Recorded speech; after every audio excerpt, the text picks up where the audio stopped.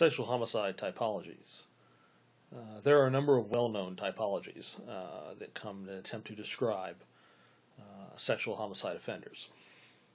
Understand that all serial murderers are not sexual homicide offenders, though serial murder typologies have been applied to sexual homicide with the belief that most serial killers are sexually motivated and that most sexual homicide offenders will not stop their behavior, even if given the opportunity to continue. Malloy, in 2000, did an extensive review of literature in which he came up with several key findings in related to sexual homicide that I'd like to discuss. First, he found that most sexual homicide offenders are males, and they kill their first victim. Usually this is a female stranger or a very casual acquaintance prior to the age of 30. And so these are guys, they start their killing prior to age 30. And if you remember, that's a little different, at least slightly different than the serial killer typologies that we talked about last week. Sexual murderers usually have more than one paraphilia, and we'll talk a little bit. I've already talked a little bit about paraphilias are. When I talk about child molesters and pedophiles, we'll talk about that a little bit more. For sexual homicide offenders, fantasy plays a central role in sexual homicide and can be inferred from offender productions, things like crime scene evidence, narratives, drawing, just their abnormal sexual fantasies plays a large part in their offenses. Sexual homicides usually have very clear MOs, modus operandi. There's usually a fairly clear signature with these guys. They tend to stick to patterns, even more so than your average serial killer. These sexual homicide offenders, they are not as impulsive. They're not impulsive. They are opportunistic killers, but they are more careful than just being driven by mere impulse. Adolescents who commit sexual homicide do so about the same rate as adults, so it's just as common among adolescents as adults. Even though, keep in mind, they usually kill their first victim after 30, so we're not talking, most of these guys are adults. What else?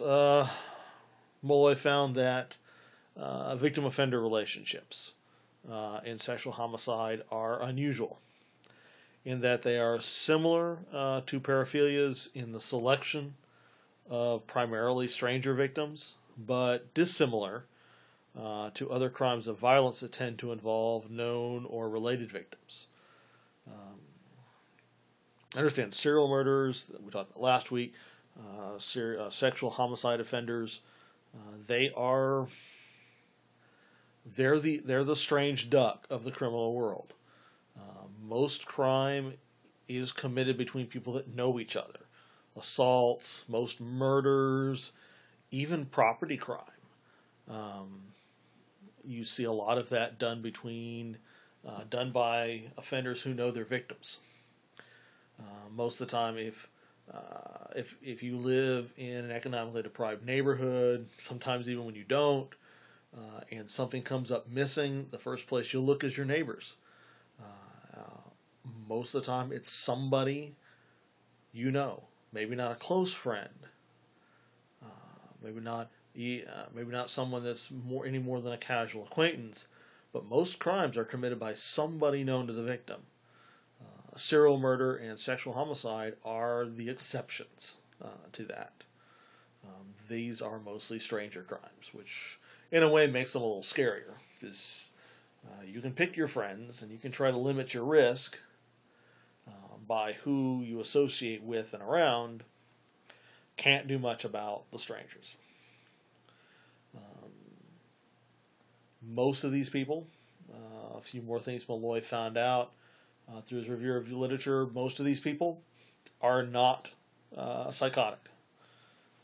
We're not talking about so-called crazy people. These are sane. You may look at these people and go, "That guy's nuts. For what he did, he should have been crazy." And most of the time, they ain't. They do show evidence of narcissistic and psychopathic personality traits, but having personality traits is different from actually having a mental disorder. And while they show the traits, psychopathic traits, not all of these killers not all these killers meet the criteria for antisocial personality disorder, which makes sense. If most of them don't start committing until after age 30, understand one of the primary diagnostic criteria for APD is a diagnosis of conduct disorder prior to the age of 18. And these are guys that start their offending behavior late in life. And so for many of these guys, the very first criteria is not met. Oh, what else? These are very adaptive people. What I'm thinking of. They are less adaptive and more dysfunctional. They're more schizoid. They use more primitive defenses than other psychopaths, so they're maybe less evolved. But there's no evidence of biological abnormalities, psychological factors, or social deviances that predict sexual homicide. The reality is these guys are tough to predict. The development of sexual homicide offender can be, while it's hard to predict, these guys can be driven by cultural factors. They do tend to have a history of paraphilias, highly developed fantasies, and sexual experimentation. It does seem to the sexual homicide is probably rooted in and maintained by any number of features that include things like their formative development, things in their early childhood, probably maybe some sort of childhood trauma that sets the stage or helps develop in them the paraphilic behaviors. They tend to have low self-esteem. This can be rooted in feelings of self-doubt, inadequacy. Usually these are also these may also be tied to result of some predispositional factors or early childhood trauma, things that may turn into their responses to it. May take the form of some sort of abnormal fantasies. The fantasy then operates as a stand-in for interpersonal relationships that the person is incapable of forming. Usually as a result of feelings of rejection, low self-esteem, perceived failure, things like that. Let's see. A third feature that sexual homicide is rooted or maintained by would be early fantasy and paraphilic development. Social isolation of these individuals tends to mobilize paraphilic involvement. Fantasy, masturbation, facilitators, paraphilic stimuli such as fetishes or rituals become part of a syndical process for these people. The particular paraphilic involvement may be directly related, again, to early childhood trauma. Are you sensing a theme here? You ought to be. For example, some fetish that they may have may be associated with some aspect of the offender's childhood, or a person the offender was closely involved with during childhood. Let's see. Next feature would be paraphilic processes. The paraphilic process is a syndical. It's a cycle involving interacting elements, including the paraphilic stimuli, fantasy, orgasmic conditioning, and some sort of facilitator. Next would be stressors. The next factor would be stressors. These are feelings associated with, you guessed it, early childhood trauma. Some sort of early traumatic act that acts as a triggering mechanism in the offender. These may be triggered by some environmental or situational stimuli or event that generates strong feelings and reinforces the early trauma. These things may create a momentary loss of control that tends to feedback against the individual, encourages the individual, or predisposes the individual to engage in the paraphilic behavior. Let's see. Next feature would be some behavioral manifestations. The paraphilic behavior functions as a reinforcer, sequencing back to their fantasy, and then escalating into more extreme behaviors. And then the final factor is increasingly violent fantasies. These reoccurring inappropriate fantasies become more violent. The paraphilic stimuli process increases in intensity and duration and frequency.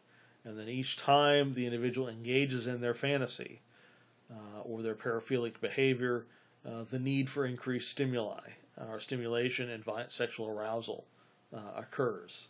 And then that becomes part of a cycle. And so each time they go through this little cycle, their behavior becomes more and more violent, more and more out of control.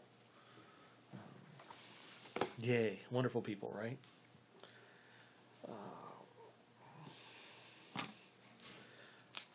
When we talk about typologies, there are numerous ways to look at it. There are some of the typologies similar to the ones we've already talked about. There's one that breaks these sexual homicide offenders into four types, starting with the power assertive sexual homicide offender. This is one where you have rape. The rape is planned, the murder is unplanned. Very power-driven sexual assault with increasing amounts of aggression used to control the victim, and then usually that aggression is just taken that step too far, and someone dies. This is someone who sets out to be a rapist and ends up committing a murder during the process of committing sexual assault. A second type would be power reassurance. This is the sexual assault is planned. The murder is unplanned. This is power and fantasy driven or power driven. This is some sort of acting out of a sexual fantasy, while at the same time the person is seeking assurance from the victim. And when they don't get what they need or want out of the victim, they kill them. But the killing isn't actually planned. Let's see. Type 3 would be the anger retaliatory. This is where the sexual assault and the murder are both planned. This is anger, revenge driven. May not be anger and revenge directed at the specific victim. It may be the chosen victim is symbolic of someone that has driven them to this crime. And then the final type would be the anger excitation. Here again, the sexual assault and the rape are both planned. The crime is driven by anger, motivated for desire to torture and hurt. The prolonged torture, the exploiting of the victim, mutilization of the victim, it energizes the killer's fantasy life, increases their arousal levels, and as they go through that little cycle I was talking about, they need to do this more and more. They need to hurt the victim more. They need to prolong the torture more to get the same level of stimulation. It's almost like a drug. All right, that's enough about sexual homicide for a while. Let's talk about something that many men like to think of as a myth because they like to deny it happens to them. Sorry. and that is female sex offenders. Yes, they exist. Uh, Unlike the bunny rabbit, they are real. And they're more common than we like to think. When I was a correctional officer, juvenile correctional officer for the Texas Youth Commission, or what used to be the Texas Youth Commission, I worked in a all-female unit. We had an entire dorm, usually anywhere from 21, 22 to 30 female sex offenders on it. So they do exist. We're trying to put them into types. In 1989, a researcher named Matthews and a couple of his friends came up with 3 types of female sex offenders. The first being the male coerced sex offender. These are women who tend to be very passive, very dependent individuals with their own histories of sexual abuse and difficult forming appropriate relationships. Fearing that they're afraid of abandon. These ladies are generally characterized as being afraid of being abandoned by their partners, and then that fear of being abandoned allows their male partners to pressure them into committing sex offenses, often sex offenses against their own children. And so this is where you see male sex abusers, like fathers, stepfathers, actually asserting enough power and control over their partners to get their female partners to participate in the child abuse, sexual abuse of a child. Let's see. The second type is the predisposed. These female sex offenders, they have a history of incestuous sexual victimization, so they've been victimized by a family member in the past. They tend to be characterized as having psychological difficulties and tend to experience very deviant sexual fantasies. They generally, unlike the male coerced, they generally act alone, and they tend to victimize their own children or other young children within their families. I remember dealing with one young, I was going to say lady, but that wouldn't be an appropriate term, one young female when I was in the Texas Youth Commission. When we first got her, she was pregnant. She had been convicted of sexually abusing her younger brother, and her younger brother was like 2. Got caught molesting him, convicted, had her own child. While she was incarcerated with us, she was progressing through treatment, and so when she had the child, her parents picked the child up and cared for the child until she was released. She successfully completed treatment. It was a struggle for her, but she completed treatment, got released onto parole. 6 months later, she was back. She was pregnant again, had reoffended, and this time when she had the child, again, she was still locked up when she had her second child. This time, Child Protective Services took them both. She would want to be one of these predisposed, because when we looked at her history, what we found was the young lady had had a history of being abused by her father, and just that pattern of history, that pattern of sexual abuse continued in her own life. What's really sad is, we had her through treatment the first time. We brought her to a realization that, here is, we tell her, here is why you do what you do. Here is a reason why, maybe not why you do what you do, but here's a reason why you have these feelings, why you're predisposed to this. And she understood the kind of the why, and yet she couldn't resist the temptation. She did it anyway. It's a sad story. But there were lots of those in that place. Okay, the third is the teacher/lover.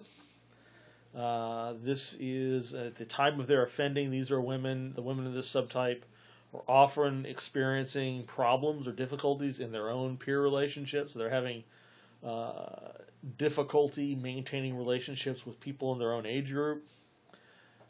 They seem to, when this occurs, they seem to regress and perceive themselves as having a romantic or a sexually mentoring relationship with underage adolescent victims of their particular sexual preference.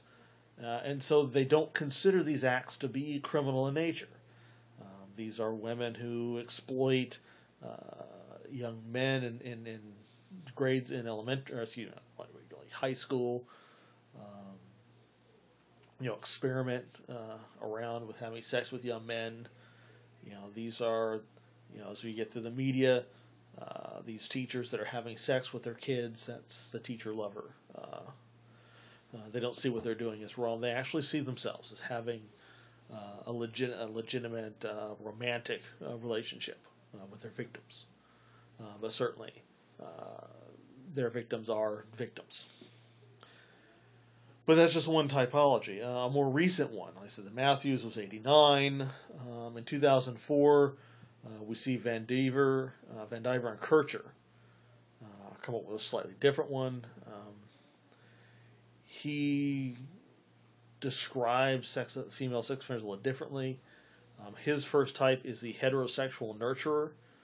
This is similar to Matthews' teacher lover. The heterosexual nurturer, a heterosexual nurturer averages about 30 years old. Victims average about 12. These are women who experience a lack of intimacy, and then they turn towards adolescent victims for emotional compensation for their lack of intimacy with people their own age. Type 2, the Van Diver and Kircher typology, is the non-criminal homosexual offender. This is someone who's unlikely to have a criminal record. They average about 32, like to victimize females in early adolescence. Type 3 would be female sexual predators. These are average to around 29 years old. Prefer victims around age 11. Display characteristics similar to other general female offenders. We're likely to have an arrest history of sexual offenses. Number 4 is the young adult child exploiter. These offenders are the youngest of the Van Diver Kirchers. They average 28. They have very few, if any, arrests outside of whatever it is they are registered for as a sex offender. However, this type of offender is the most likely to be arrested for sexual assault of young victims. Their victims usually average around age 7. This type of offender is likely to have some sort of pre-established relationship with their victim. They tend not to display a preference regarding gender. And given that these offenders assault both males and females who are related, Van Diver and Kircher hypothesized that these offenders were likely to be mothers who molested their own children as well. Let's see, 1, 2, 3, 4, type 5. Let's see where I am on my list. These would be homosexual criminals. This is older women motivated by economic gain. They target other women who are older. Usually average age for both is in the 30s. These offenders have been arrested numerous times. They display antisocial personality traits, show a preference for female victims, and often force their victims into prostitution when they're done with them. And then the last type of female sex offender, according to Van Diver and Kircher, are the aggressive homosexual offenders.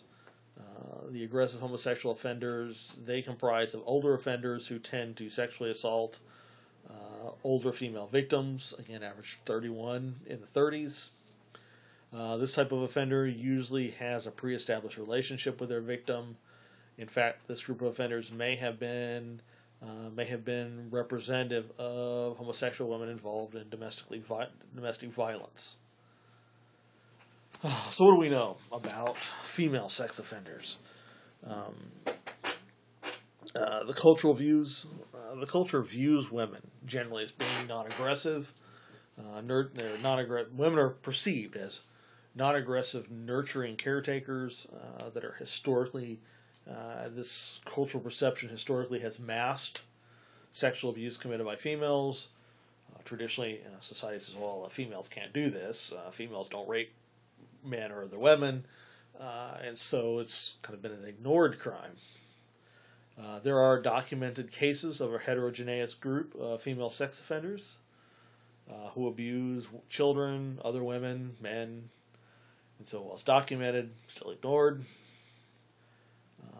And even more so than men, the victims of female sex offenders tend to be young relatives or acquaintances.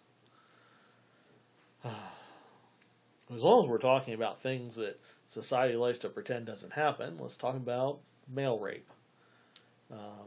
Because males, even outside of prison, are sexually assaulted by both men and women.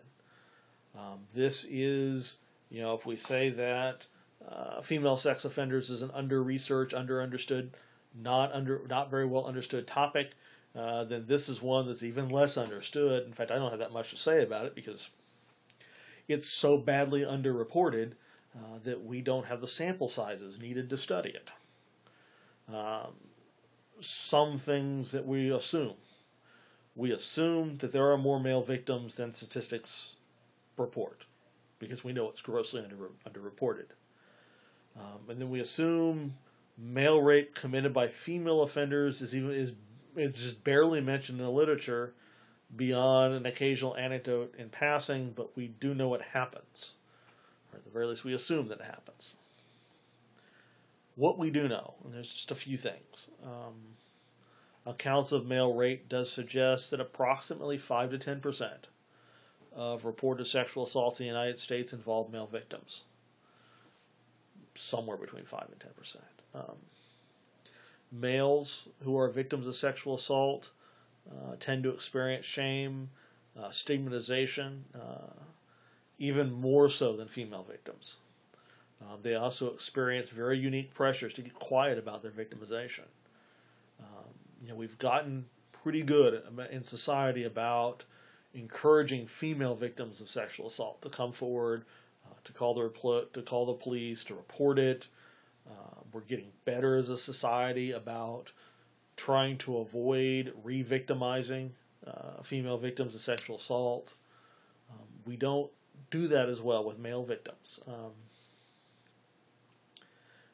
Male victims of sexual assault, especially if you've been sexually assaulted by a woman, the social stigmatization on that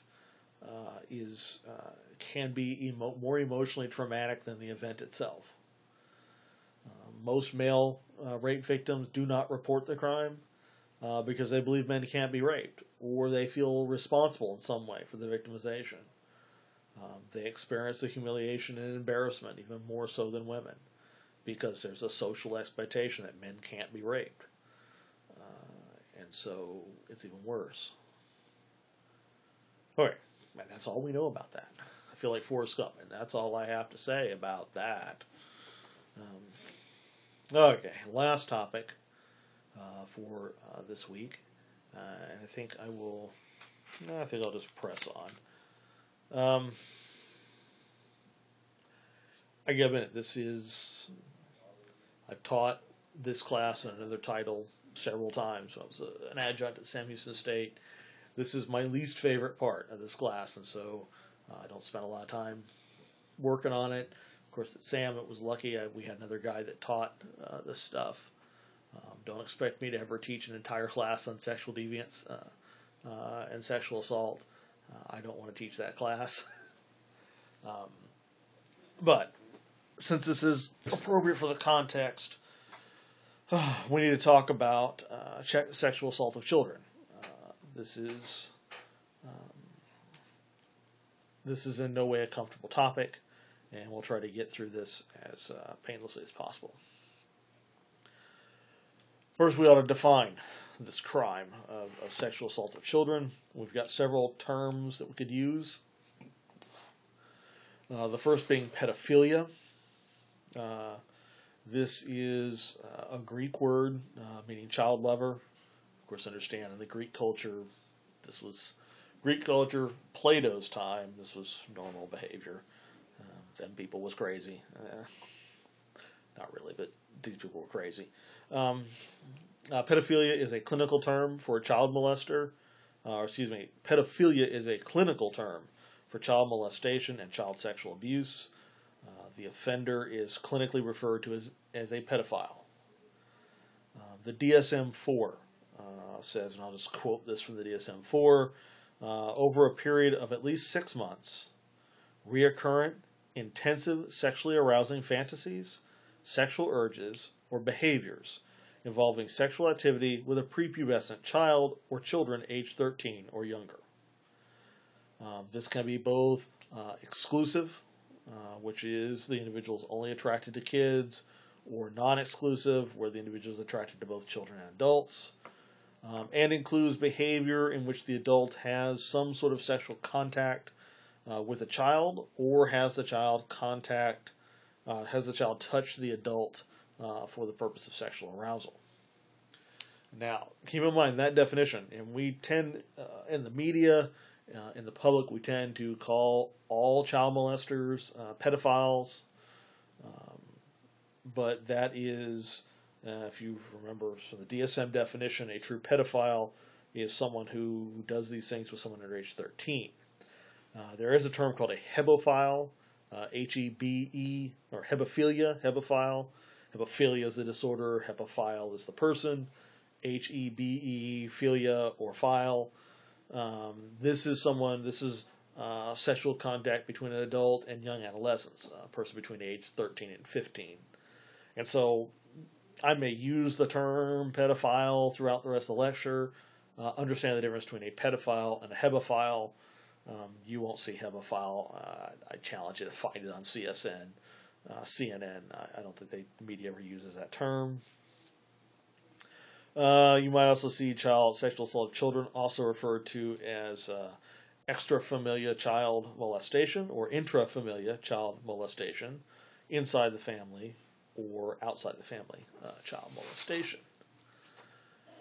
For some people, the difference is that pedophilia, some people think pedophilia is a simple fantasies and attraction, while molestation is the act itself. One preferred term that includes behavior outside just molestation is paraphilia, which is a reoccurring sexually arousing fantasy, sexual urges or behaviors, generally involving non-human objects, suffering or humiliation of oneself or one's partner, or children or non-consenting persons that occur over a period of at least 6 months. So there's the before promised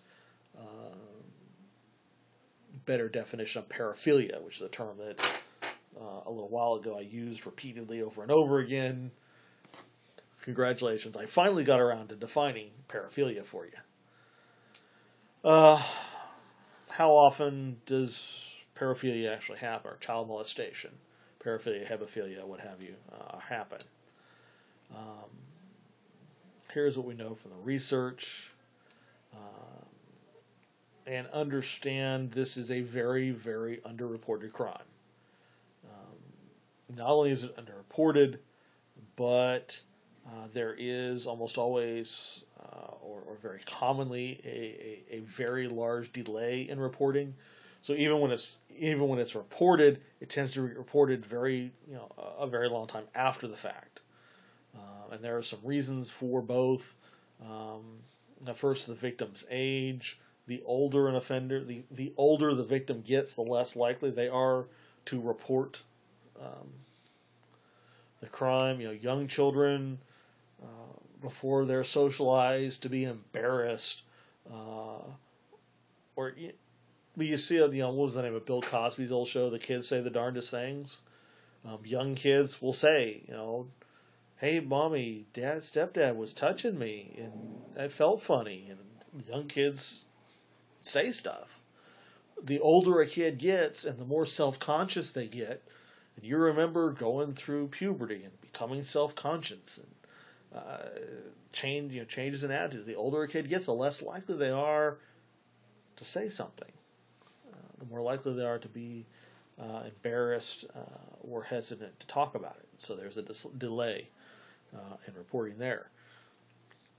Another reason for underreporting or delay in reporting or disclosure is the relationship between the victim and the offender.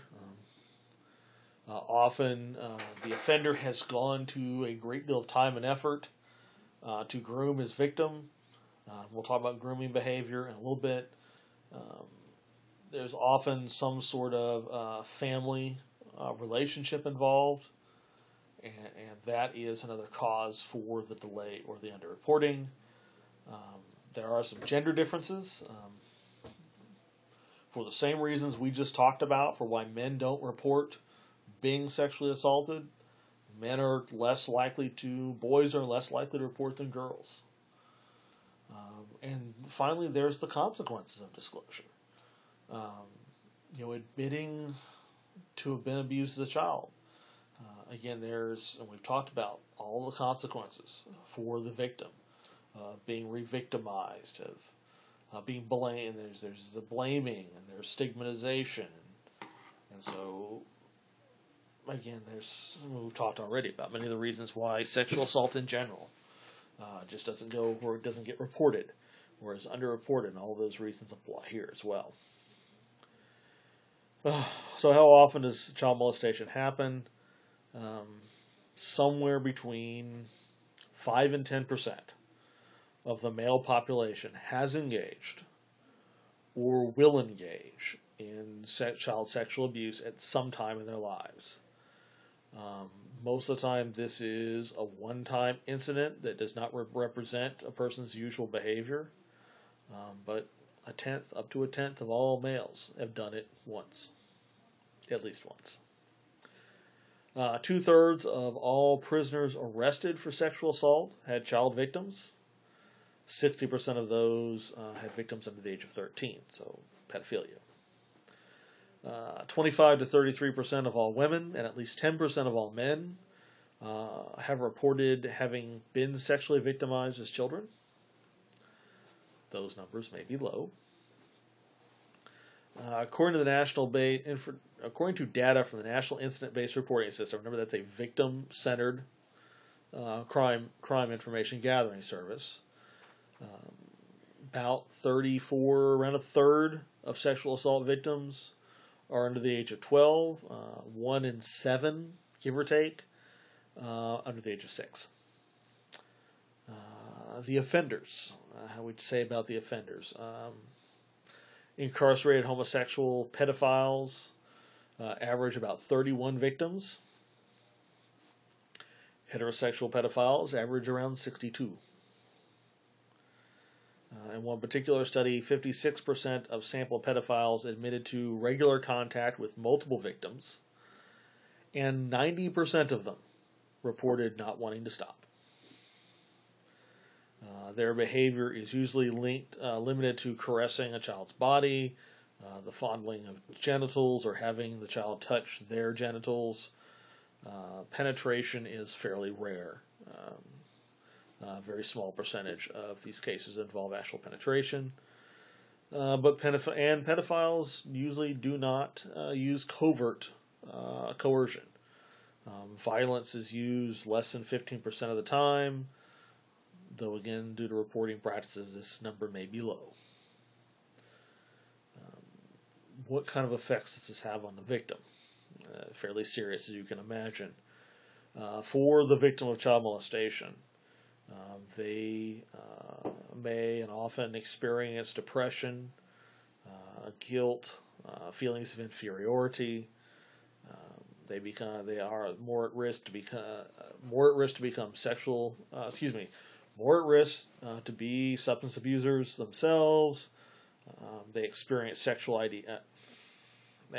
suicidal ideation, anxiety, chronic tension, sleep problems. They have fears or phobias among other common long-term psychological effects. Depression is probably the most common of those. The greatest trauma is experienced by children who are victimized over a long period of time. So the longer the victimization occurs, um, the greater the trauma. How much the trauma affects the individual is based first on the age of onset of the abuse, secondly on the relationship between the victim and the offender, and then finally on the amount of force used. Victims of sexual abuse as children, the final effect here is that it gets passed on. Victims tend to become, or more likely to become, abusers themselves, or at the very least more likely to become delinquent. So who are these people, these pedophiles? The best we can do is come up with some common set of characteristics. And there are some common characteristics of pedophiles include problems with alcohol, high rate of school failure, unstable work histories in unskilled occupations, low socioeconomic class, poor social skills, difficulty in making appropriate adult relationships. Abusers tend to suffer from low self-esteem and feelings of inadequacy. Tend to have a sense of worthlessness. Tend to have a personal sense of vulnerability. Tend to be lonely. Most of pedophiles are males, while the victim gender varies. Most of the pedophiles themselves are males, though there may be more females than we think. Heterosexual pedophilia is the most common. A very small number are bisexual. 46% of abusive sexual experiences include a female perpetrator. This may include a female caretaker that allows the abuse to occur, most common. A small percentage of female victims have female abusers. About a quarter of male victims have female abusers. While we know very little about we don't know very much about female sex offenders, we know even less about female pedophiles. Compared to regular rapists, what a conversation when you can say the word regular rapist. Compared to rapists, pedophiles tend to be older when convicted. And again, they tend to know their victim. Offenders are often seeking some sort of affection or emotional bond with their victims. And as such, this behavior tends to be sustained over long periods of time.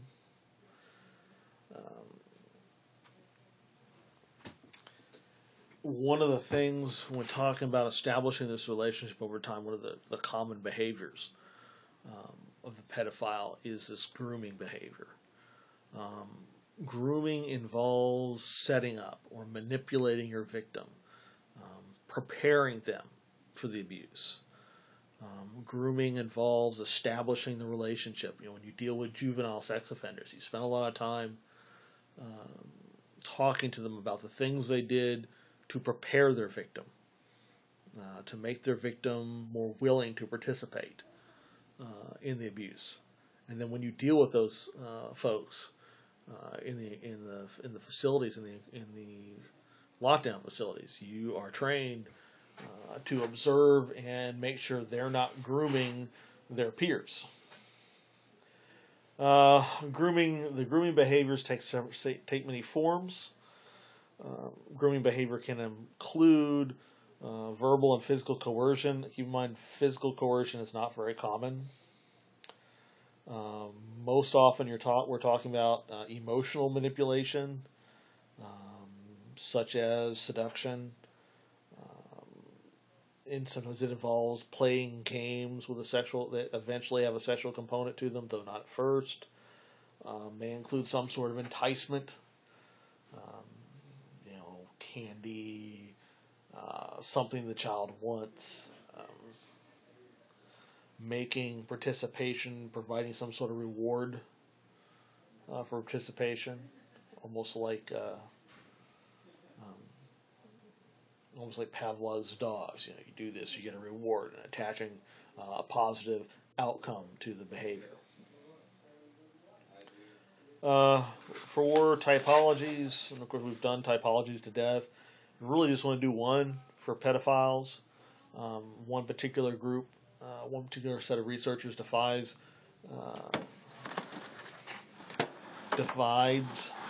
pedophiles into two types: the fixated and the regressed. A fixated pedophile is one that has a persistent, continual, compulsive attraction to children. These offenders are actually diagnosed with pedophilia. And then there is the regressed child sex abuser. These aren't true pedophiles. These are individuals that prefer adult sexual relationships, but during duress or certain situational factors, and in certain situational contexts, will regress to having sex with children. These situational contexts may be even be situational. Things like unemployment, marital stress, something happens in their lives that they regress to sex with children. Could also be some sort of negative affect, negative affective state, like such as stress, loneliness, or feelings of isolation. Related to pedophilia and the sexual assault of children is the topic of child pornography.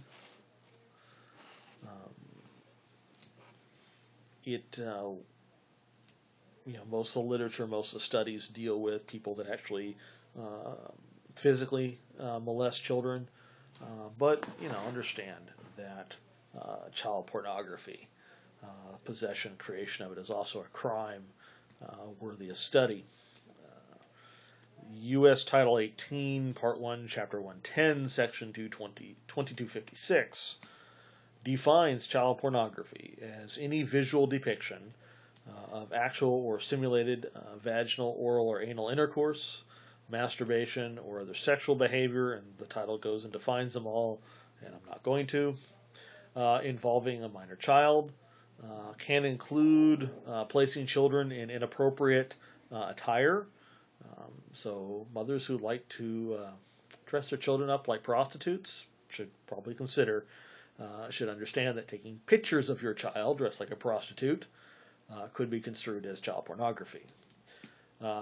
Could include having children depicted in such a way to suggest a willingness to engage in sexual activity. Again, dressing up your child as a prostitute and then taking pictures of them is child pornography. I know no one in this class, you're saying, Dr. Day, you're talking like you're talking to us, and none of us do that. I know you don't, but I know it's, I see this. I see parents, with their kids at the mall, and their child looks like a streetwalker. If you were to take a picture of that child, it would be child pornography. Some parents need to put a little more thought into how they dress their children or how they allow their children to dress. Soapbox issue. Let's see. Could also be any depiction that is intended to elicit a sexual response. So it doesn't, child pornography is not just videos and pictures of naked kids. It's videos or pictures of kids depicted in such a way to suggest sexual behavior or to elicit a sexual arousal in a person. This stuff is distributed through a great many means. It can be distributed through web pages, webcams, email, e-groups. There are news groups dedicated to this stuff, bulletin board services. For you young guys, before we had the internet, we had bulletin board services that where you could you dialed in to a single bulletin board rather than going to the World Wide Web. It's not important. Um, can be distributed through chat rooms, or peer-to-peer services. There are differing levels of child pornographers, as well as different motivations for collecting or distributing child pornography. Wortley and Smallboard in 2006 identified 9 types of these people. The first type is browsers. These are people that might accidentally see images of abuse, but knowingly save them. They don't have any networking. They don't use any kind of strategies to avoid detection. It's just they accidentally run across it, and instead of reporting it to the police or just deleting it, they save it. Type 2 are the private fantasizers. These are people that create digital images for private use. Again, there's no networking. There's no use of strategic strategies to avoid detection. There are trawlers. These are people that seek images on the web through open browsers. They may network. But they employ very few strategies to maintain security. There are the non-secure collectors. These are members of a closed group who engage in high levels of networking and employ sophisticated security strategies to avoid detection. There are groomers. These are folks that develop online relationships with children. They may send them pornographic images as part of the grooming process. There are physical abusers. These are individuals who sexually abuse children. They create pornographic images as a part of that abuse, but not the primary focus. Type 8 are the producers. These are individuals that actually record abusive images in order to disseminate them to networks. And then there are the distributors, the people that actually disseminate the images of abuse, often for a financial rather than a sexual purpose. And then finally, let me talk briefly about the treatment of sex offenders. The most common type is the use of cognitive behavioral therapy, or CBT, which has been found to reduce sexual recidivism by half among child molesters. Understand, child molesters have a very low rate, particularly when treated, have a very low rate of recidivism. They go to prison. They get revoked in their probation and parole an awful lot because we put them on very stringent, very strict probations or paroles. But the reality is it's not very common for them to reoffend once they've been caught. But CBT concentrates on targets four particular areas. The first being deviant sexual behavior and interest.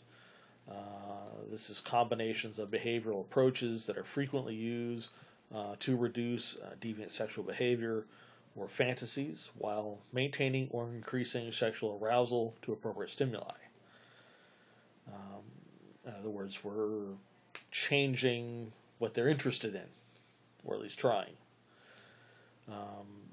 These approaches include covert sensitization, pairing negative consequences with inappropriate sexual stimuli, includes aversion therapy, pairing sexual arousal stimuli with adverse events, or the opposite.